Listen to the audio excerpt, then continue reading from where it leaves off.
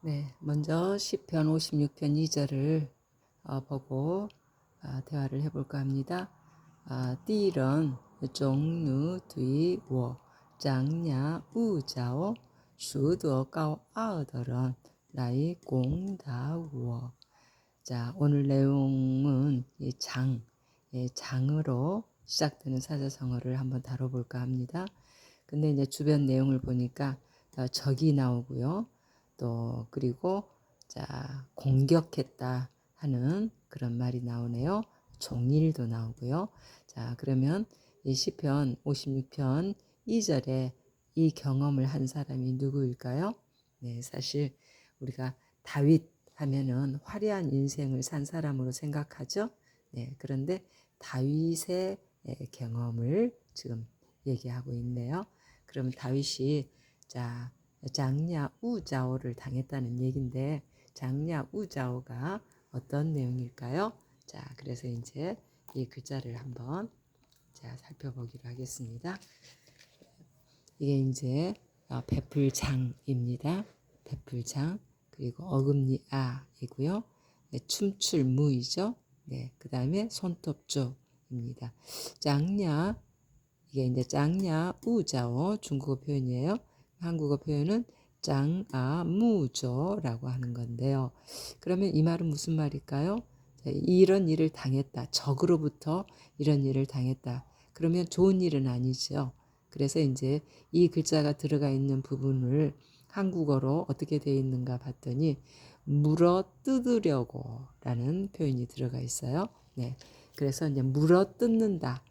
자, 그러면 물어 뜯는다는 것은 일단 어금니아가 들어가 있으니까요.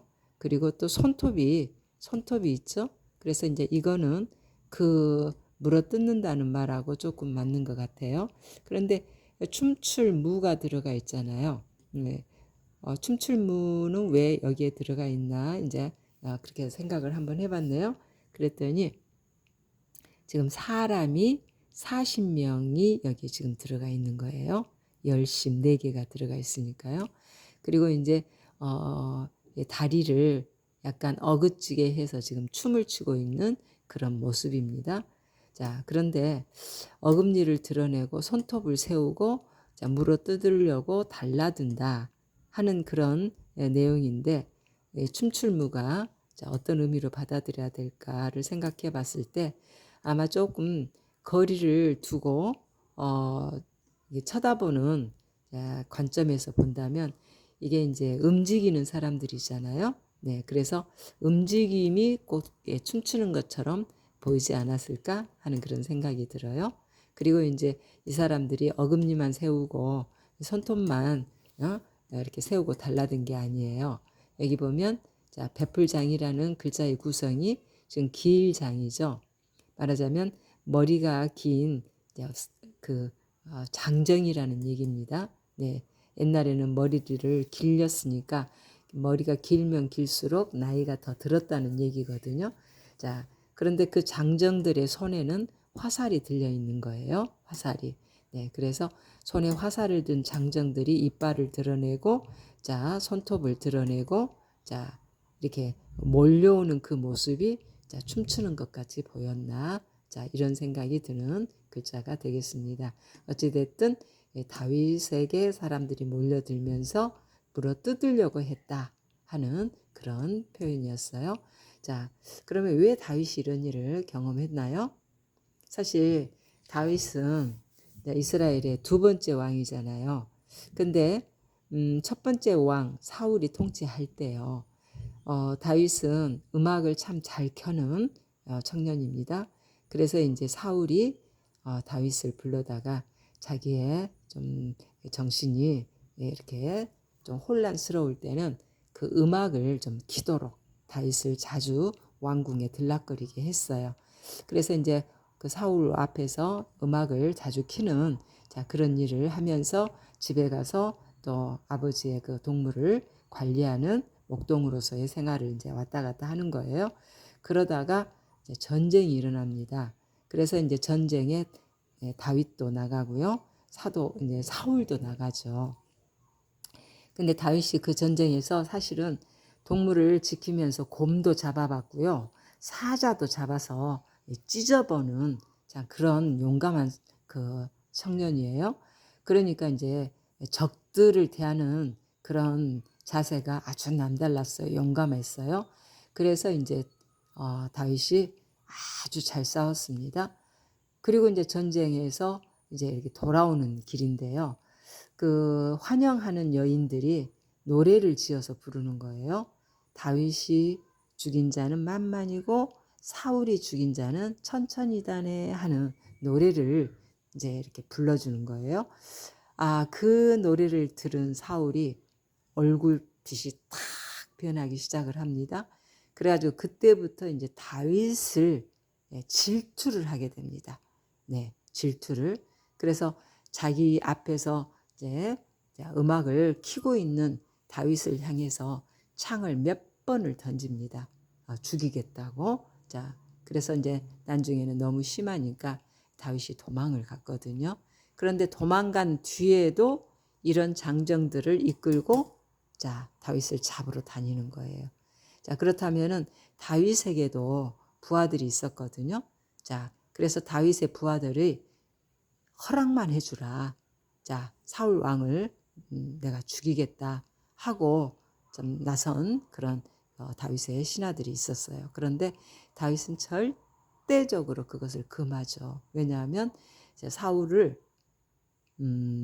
하나님께서 직접 선택한 왕으로 인정을 하는 거죠.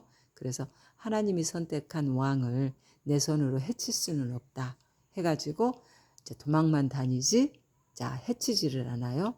그래서 이제 그 옆에 그 내용을 보면 장구 인내라는 말이 있네요. 중국어 표현은 장주 런나이가 되는데요. 말하자면은 오랜 시간 동안 인내를 했다는 얘기입니다. 네, 길장이고 침을 맞는 거는 시간이 좀 걸리죠.